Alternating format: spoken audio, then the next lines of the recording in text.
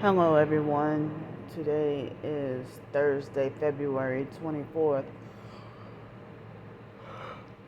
Excuse me, 2022 at 9:23 a.m. in the morning. Um, so I tried to go to bed last night at 11 o'clock. Couldn't sleep, and then um I guess at nighttime it seems like as if I can't really sleep that good because I feel kind of cold. And then I guess once my body warms up a little bit, then I end up dozing off and falling asleep. But I didn't get to fall asleep until after 1:30 or something like that, maybe 1:30 or 2 o'clock. And I slept good for a few hours until the neighbor with the blue truck, um, that motherfucker sat there for almost a whole hour, blasting loud music, trying to get me to come outside. Just so that once I got my camera, um, once I got my camera, once I would get my camera out, and try to walk outside, he would gaslight me and drive off. So, and I figured that some people say, oh, once you try to film the perps or once you react or something, oh, that's when they get more money. But then people think you're fake if you don't show your proof or evidence. But me, in my case, the more I show my proof, that's the more I get called fake, and other TIs don't get treated like that. So, um, I don't see how other professed targets could still call me fake and see me as an enemy even after showing proof. And what they would do is yell at me and say ignore, in which my body is hypersensitive, my ears are hypersensitive, my eyes, everything is hypersensitive. So I felt tortured and agonized, you know, to be forced to tolerate that loud bass so early in the morning. And I'm surprised other neighbors don't complain. But, he likes to get the freaking attention, and he does it like 3 or 4 times a week. I'm glad he doesn't do it every single day. But when I was staying by Janet, they had a black male neighbor that would have a Kia Soul, and at exactly 6:21 a.m. every single morning, he would blast music way louder than this guy right here. And one of the times I confronted him about it, and he cussed me out and threatened to get his friends to kick my ass. And on one of my other channels, I got video of that too, but I've set it to private. But I still have that video of that guy threatening to get his male friends to kick my ass for because I confronted him about the loud music and put him on film. And then people say that when he went off and yelled at me, they said he sounded so demonic. The way he yelled at me and went off, because he was, confronted. But this guy right here,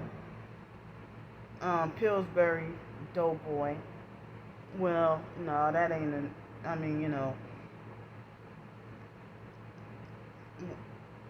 I mean, big guy. He, been having a problem with me and perping me since my first day here. I wasn't even here for 6 hours. And, I had just got here and other neighbors were perping, other motel, like, at least half of the people here, at least half of the residents here is a perp. but not. I don't think all of them are, but at least half of them. So,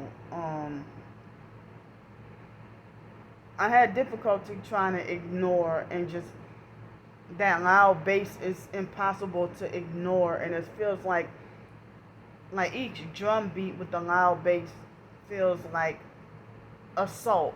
Feels like me being like every cell of my body being just assaulted, and felt like each drum beat would make me feel like as if somebody's punching me all over my body. And I hear loud bass right now. Somebody passing by, I can hear it, but I don't think you can pick up on his phone. So, um,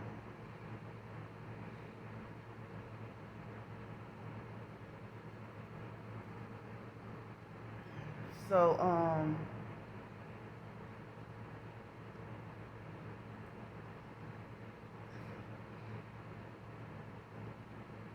so I guess, you know, I had a commenter who told me I could, that, from in regards, and another person too, told me that the lady who gave me the $300 and says for car payment, and that's not even enough for a down payment. But she said, I mean, well, as long as there was no contract signed, you can do whatever you want with the money, or whatever.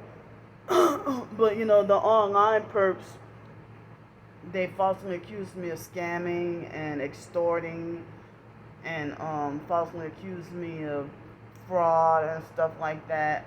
And the biggest fraud is y'all gang stalking, y'all targeting and trafficking. you know, y'all targeting and trafficking me. So y'all participate in nefarious jobs, and so y'all don't have the authority or the right to condemn me for trying to survive.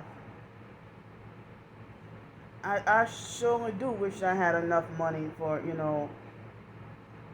a way to get a car, but I don't know what that lady was thinking. If she's been a lawyer, what was she thinking that only $300 can get me somewhere with I mean, especially if she tried to tell me to get a low mileage car.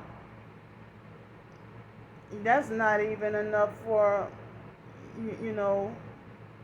But I don't know if she's gonna be paying me in increments, or I don't know. But she was the one who reached out to me and offered to help me with this. So I don't know, but well, people were saying, well, as long as no contract is signed, you can, do whatever you want. And which I'm not doing anything crooked or with the money. I'm just,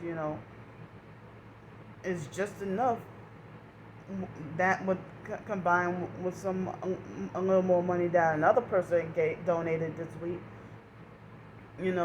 It's just enough for me to get to stay here for another week. So, I mean, I guess people can't get mad at me for trying to keep, but that's what the perps were bold enough to do. The perps are bold enough that they'll get mad at me for trying to keep a roof over my head and want me to be punished on the streets. But all the bullying, you get paid to bully, and what kind of job is that, to get paid to bully and harass and torture and stalk somebody? That's not a real job. That's fraud, extortion. I mean, y'all using projection. That's scam. Because they say that being a targeted individual, that's how it works. That the target, like and then the perps get mad because they can't. They said that the gang stalking program wants to try to keep meticulous track of every penny that the TI earns or that they get. And I'm just like, fuck this program. I'm not being obedient to it. I do what the hell I want. So, you know, they'll try to make like as if the target is only allowed forced low income, and that the gang stalkers keep meticulous track of the money.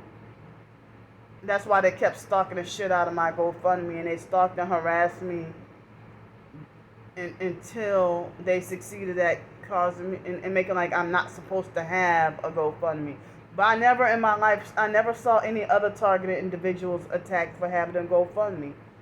And some of them who condemned me for having a GoFundMe, they got one up now. Now, like, ain't this some shit? Ain't this some hypocrisy? But anyway, this morning, I was too tired to even get up and go. And so I didn't get up and go and film that guy today. But all y'all do is yell at me and say, ignore! But then, y'all the same ones who say that, oh, I don't believe Candy's a real T.I. Or Candy's the one that's the gang stalker. And then they got, you know, other professed targets joining in on a bullying campaign against me. So, I mean, if the $300 is all that lady's gonna give me, I'm not trying to, you know, reach out to expect more. You know, I'm just hoping she won't get mad. I mean, because I can't do anything as far as a car with $300, and I mean, she just PayPal me $300 and said car help. So I mean, with me not having a permanent address, I was told that I cannot finance a car and I can't rent a car. So the only way I can get a car, being homeless, is if it's a car that's totally paid out. Because they want, you know, proof of your rental agreement and proof of electricity bill, especially to rent a car, which I don't have that. And staying in the motel, I don't think they will. I don't think they will honor that. I don't think they will honor that.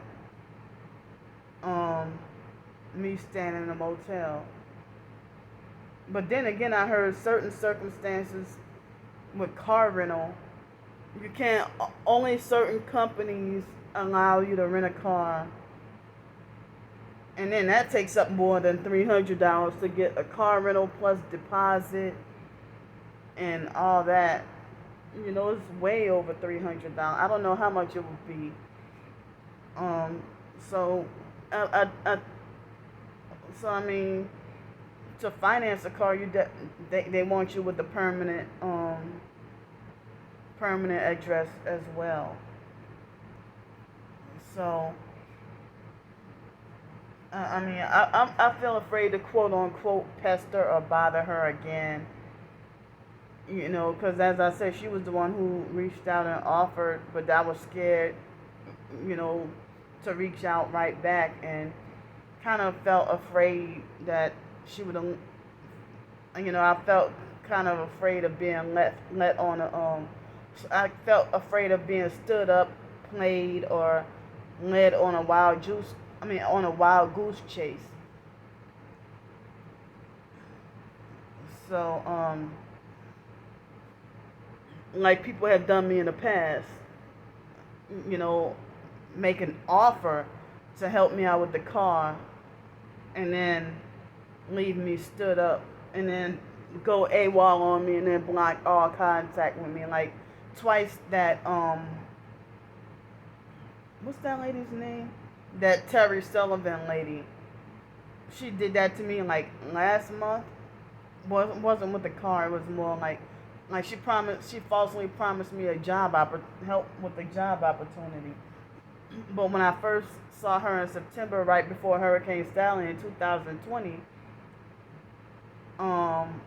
it was right before Labor Day, and I was walking towards Winn-Dixie and Target, and I had a lot of bags, and she offered me a ride, and the next day, was it later that day or the next day, she gave me a hotel room. Yeah, and she also went out of her way to to take me to my storage unit and get whatever I needed. And so she she took me to the storage unit and to get whatever I needed. And she falsely promised me that she would co-sign on an apartment for me in Navarre, Florida, and help me get a job and stuff like that. And I'm like, you really would do all that for me? She said, yeah. So she offered to take me out I think it was on Labor Day, or was it the day before? Well, she was supposed to take me out to dinner. She stood me up with that.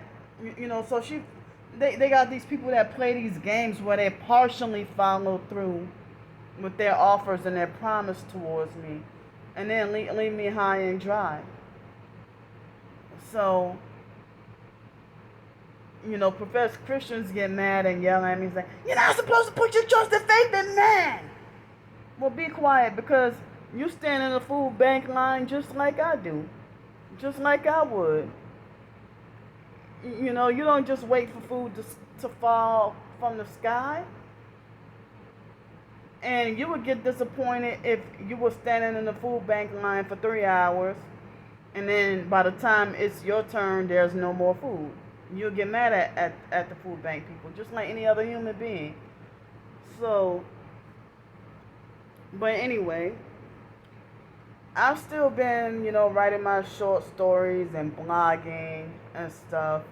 And the last couple of short stories that I wrote weren't so happy-go-lucky, or weren't so quote-unquote positive or anything like that. And so that's why I didn't share them on YouTube. Even, I wrote a couple once yesterday, and I was going to write a third one last night, but that would have been happier, but I was too tired and too sleepy. But then, me being so tired, I was still like, I finally tried to go to bed, and I was restless all night. So, after 6:30, after that guy antagonized me for what felt like an hour, it's like the loud bass in his music, and he was sitting there, and it was playing in my dreams. And then I woke up, and there he was. I thought I was dreaming of loud music, and I was feeling restless and uncomfortable, and and frustrated, like, wonder what the F is going on, whatever. And so then, it was him and the loud music, and it seemed like as if he started at exactly 6:33, that Masonic 33. And and it's like the way these soulless gang stalkers, they don't even give you any eye contact, or they don't even look you in the eye or give you any eye contact. They don't look you in the eye or give you any eye contact or anything like that when they do their wickedness. So tell me, how come it's okay for gang stalkers to get money, but it's not okay for a targeted and y'all doing evil in order to get that money, but you try to make like a targeted individual should be criminalized for trying to do work the honest way, like working janitorial job, and then y'all thumb me down and get mad at me like as if I'm not supposed to be doing that. So y'all make all kinds of stuff And then you get mad at me when I try to expose what y'all are doing. I mean, how the hell you bullying and harassing somebody, but then you self-righteous and try to make like Candy's breaking this law or Candy's doing this wrong and stuff like that, when y'all should be focusing on your own lives. More about your own survival. And I mean, it's like, that's why I feel like ain't nobody gonna do all this shit for free. Ain't nobody gonna be obsessed with my life for free. I know that I'm a nobody. I ain't nobody special, and I never professed to be anybody special. So you know, I know people are talking about stock up, prepare, and they say stock up and prepare. And Russia has invaded Ukraine, and I think I heard that Belarus, I think that's how you pronounce it, helped Russia, and you know, and then I heard that U.S. and NATO are involved, and people say that the U.S. should bud out. Just like I remember when I was in high school, I heard there was a war on Kosovo, and people were saying that America should stay out of Kosovo's business, and you know, so they're saying that when Russia invaded Ukraine, that it's similar to when Germany invaded Poland for World War II. So now we got war to worry about. And then I hear about the Freedom Trucker Convoy coming to Washington, D.C. And we just got all this going on. You know, and I never thought I would live through a world war or World War III. I thought I would have been dead before then. But, you know, living through the brink of the start of this new world order. They say World War III is the new world order. And it's more spiritual than just physical. And some people say it's better to be spiritual. They say if you stock up on food and guns and stuff but don't have Jesus, then they say that doesn't do any good. But they say you're better off if you have Jesus, but you know, not all that much food, but Jesus will keep you. That's the advice people have been giving me lately, because I've been panicked and worried and scared about, oh, how can a homeless person prepare and stuff. So because of what that guy did, I mean, I didn't go out and film him today, but I didn't get to sleep that much great after he harassed me and sat in that vehicle for almost an hour. And I guess he was hoping I'd freaking come out, and he was hoping to get paid, I guess. Hoping to make money off of me. But that's why the gang stalkers want me homeless, and they want me on the streets. Because they harass me even more, and they stalk, follow, and harass me even more, and terrorize and torment me even more when I'm on the streets. But that's why they so badly want me homeless, and they can make more money off of me when I'm on the streets. But then when I'm in a hotel or a motel, they get mad and don't want me getting any help. Or if I had, you know, it seems like I've been a little bit more peaceful, and they don't want me with any peace. So, but when I had an apartment or a Section 8 back then, they would, when I had my Section 8 and stuff, they would, you know, I got tormented all day, tormented so bad by my own neighbors that I couldn't even stay up in there. And it didn't feel like a safe haven or a sanctuary up in my own home. I felt like I was in the pits of hell, and then my life being threatened for demanding my peace, to have peace and solitude and stuff. And I couldn't even do any work at home jobs because they wait till I'm trying to do like a Skype